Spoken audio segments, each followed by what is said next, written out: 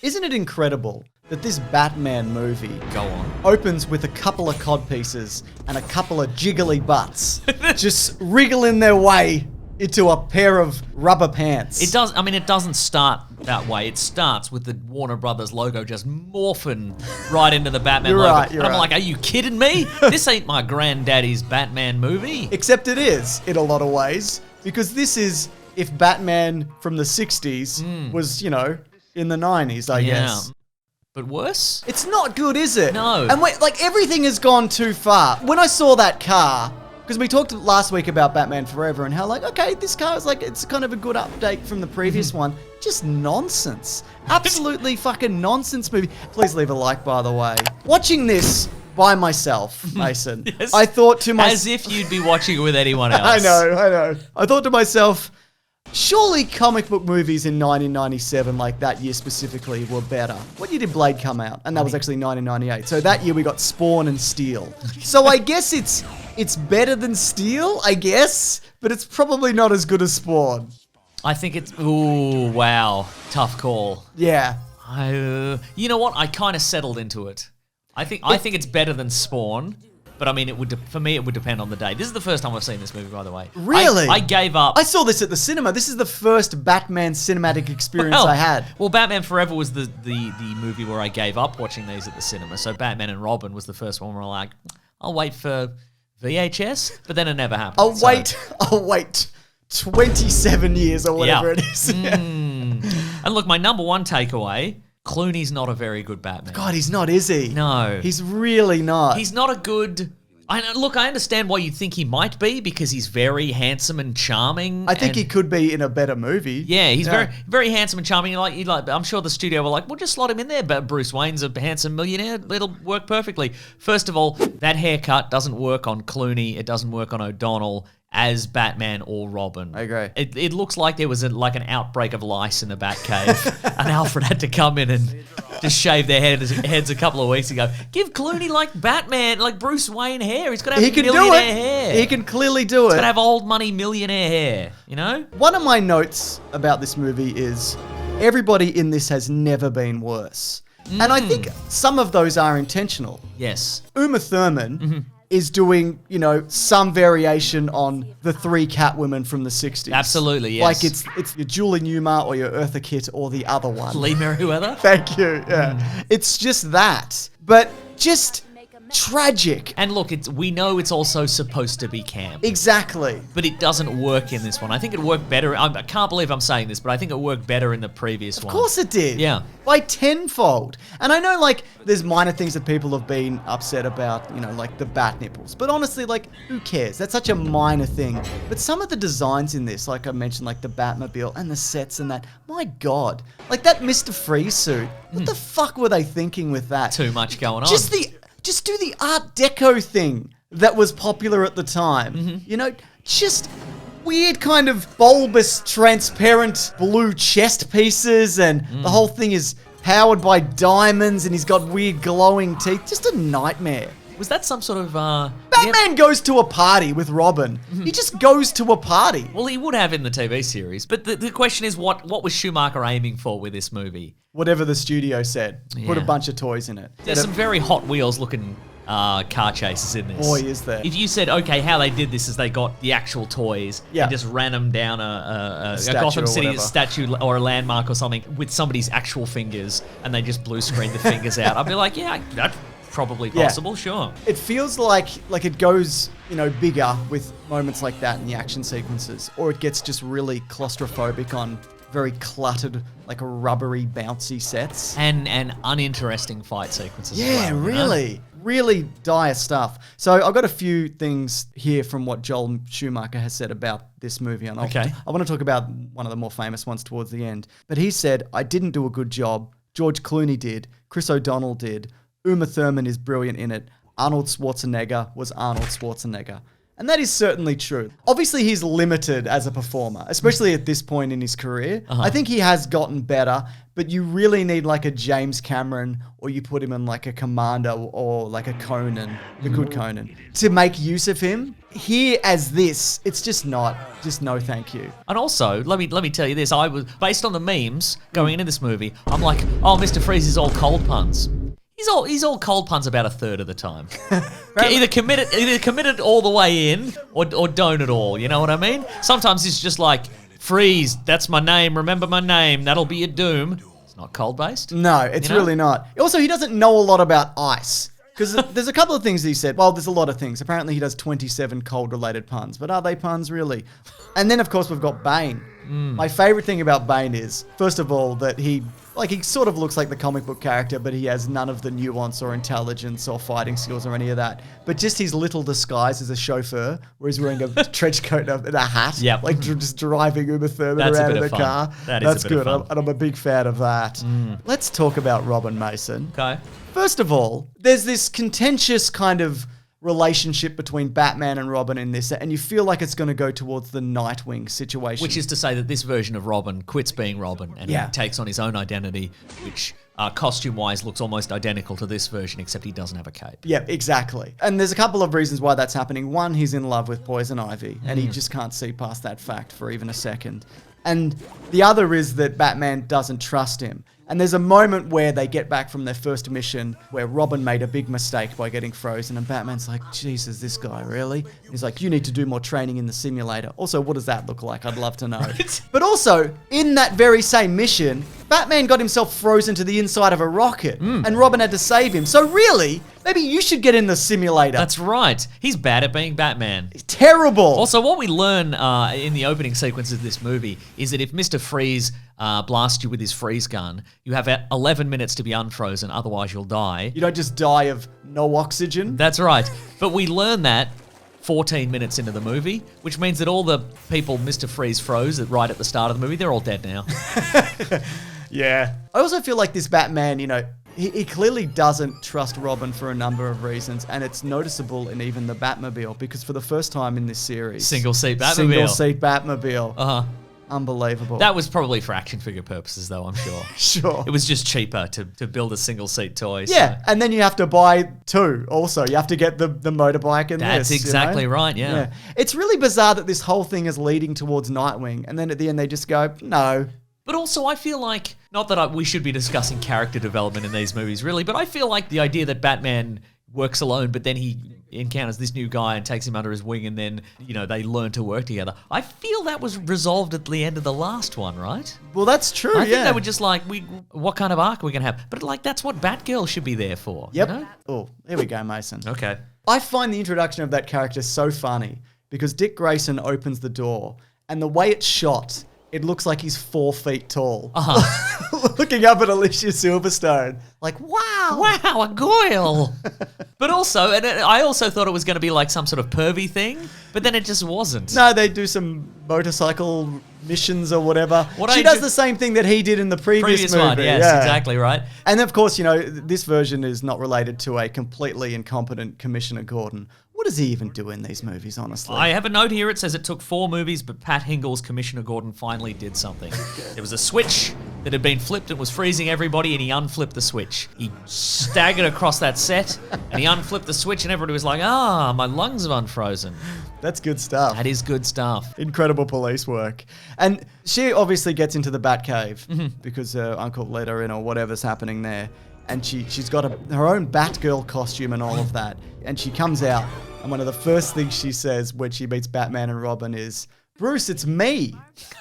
That's a joke, I assume? But it's said so earnestly. You mean because it looks exactly like Alicia Silverstone? She's got the mask on. Obviously, the small mask on, yeah. But I guess also this is like a universe where you don't recognize people who've just got little domino masks on, right? Correct, yes. But just wild. So do you know about the stories at the time of the body shaming in relation to Alicia Silverstone? I have a vague recollection of that, yeah. This went absolutely wild through the press. Which, by the way, nobody's talking about George Clooney and being like, well, he's not very muscular as a Batman. Boy, he's bobbling his head a lot, like a big bobblehead man. There's some scenes. There's a scene where Pamela Isley, Poison Ivy, confronts him at some sort of press event. Yeah. And he's wearing a big double-breasted suit, and he looks like a weedy little man. He's not a big guy.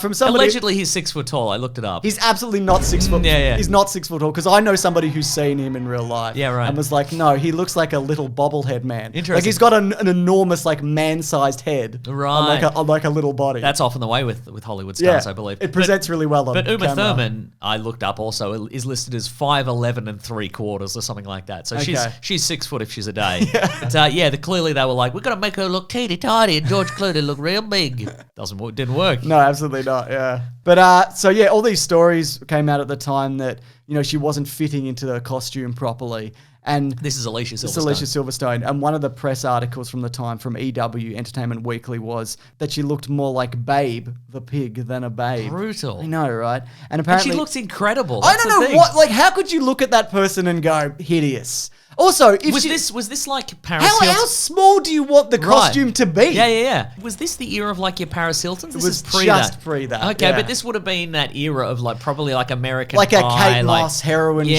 kind of right. Situation. Yeah. So remember, it was like, well, look, one of the Spice Girls is really fat, and it's like, which one? What are you talking about? Yeah, this is a true story as well. A storyboard artist on this film even drew her being cinched into a corset, which was a rumor that like they had to just really wrap her up in this suit and then put it up on the wall. And this person nearly got fired for it, but then didn't because he didn't sign his name to it. So they're like, we can't exactly... He reverse Bob caned him. Exactly, yeah. Wasn't me. But also, again, like, the idea that they would be shaming her, but also these two men in these obviously fake muscle suits get a pass. Ridiculous. Nobody had that physique then. No. Ridiculous. Well, nobody who was doing these movies. Yeah, that's true. Yeah. But to his credit, Joel Schumacher came out swinging in her defense and was just like...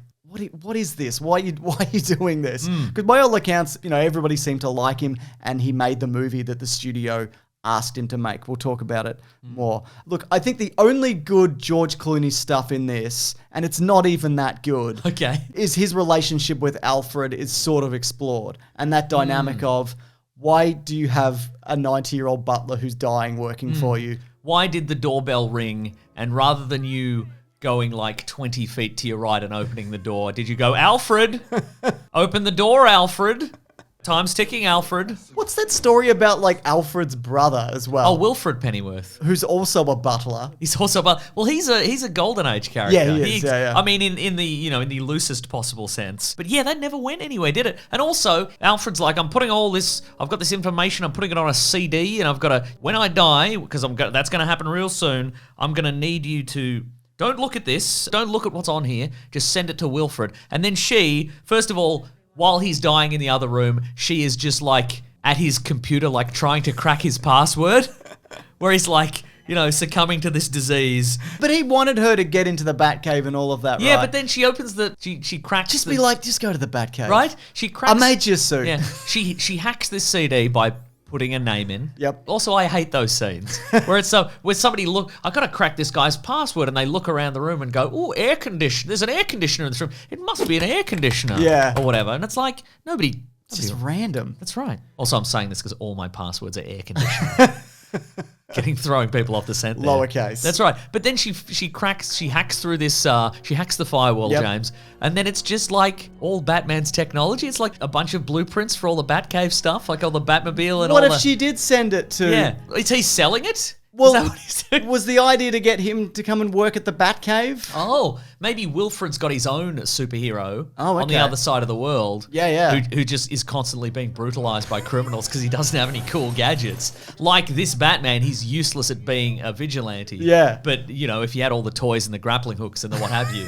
And it's also got an MP4 of the opening title sequence in there, does apparently. it, yeah. 'Cause it's like, the Batman logo and the Robin logo in there. But they go in there and Alfred's a computer now. And he goes, hello, I'm Max Headroom, sort of. That's right. I mean, I like the idea of like a digital AI Alfred, which sure they've done multiple times since in like the comics. It's like the Jarvis Tony Stark situation. Right. Uh-huh. I like that idea. And Michael Goff is always great. But look, just the moment where Bruce Wayne has an honest chat with him as Alfred's probably dying. I love you, old man.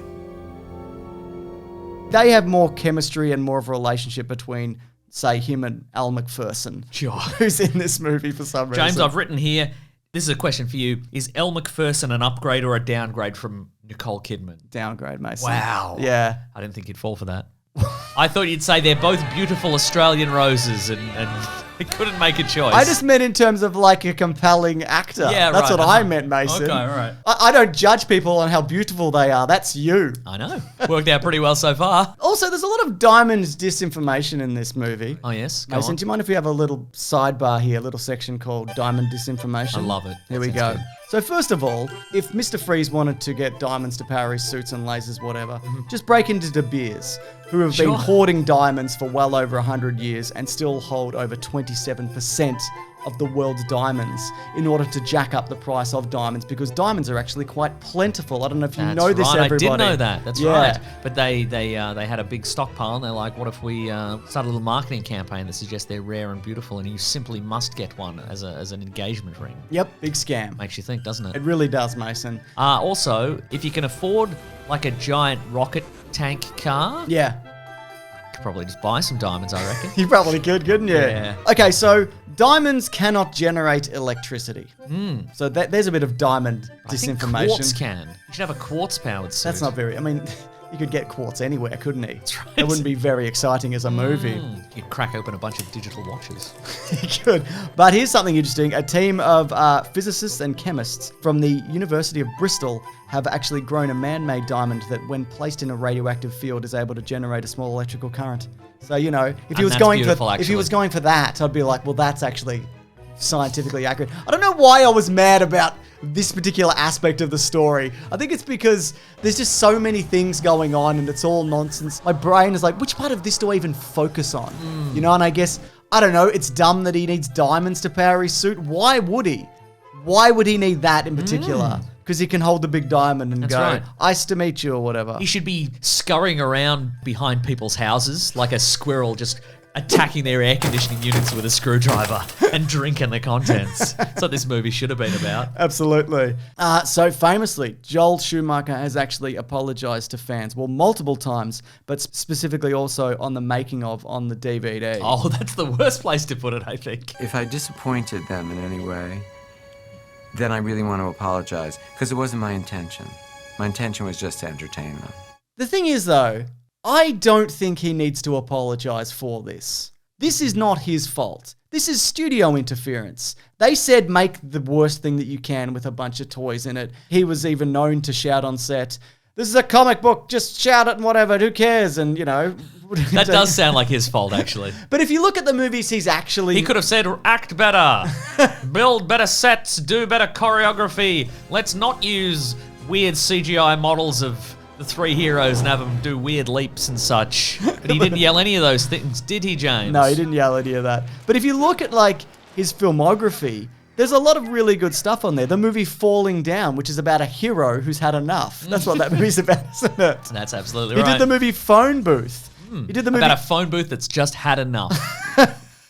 He did the movie The Phantom of the Opera with Jerry Butler. Wow. Yeah. He did Tigerland. You ever seen Tigerland? Yeah, it had Colin Farrell in it. Great movie. So, you know, I think he is a really good director, but he's just kind of been...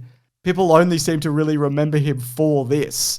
So George Clooney, apparently it's been said, this is the Hollywood rumor, that he will refund you if you mention to him in person that you saw Batman and Robin. And he did take this as a career move, because if you look at like Michael Keaton, if you look at Val Kilmer, it didn't hurt them, I feel. I would even say, though, I don't think it hurt him that much either, because as a result of getting this, he was already kind of getting more movie roles and he was known as a movie star. He'd already kind of transitioned, or was very much in the process of becoming like a television guy to like a leading movie man. That's you right. know? He left behind. He did.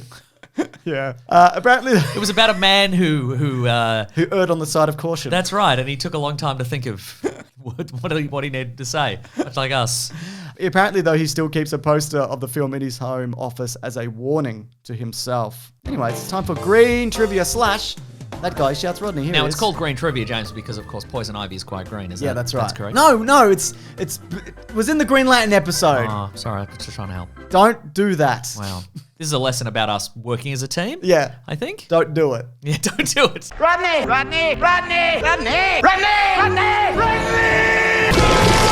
So John Glover appears in this as Jason Woodrue. That's right. He was also, of course, Lionel Luthor in Smallville, the Riddler in Batman the Animated Series, and Mr. Savannah in Shazam. So he talked about how, Val Kilmer didn't want to return after the last one he did, and neither did Joel Schumacher want him. So a few of the names that went up was William Baldwin again. Okay. And also David Duchovny.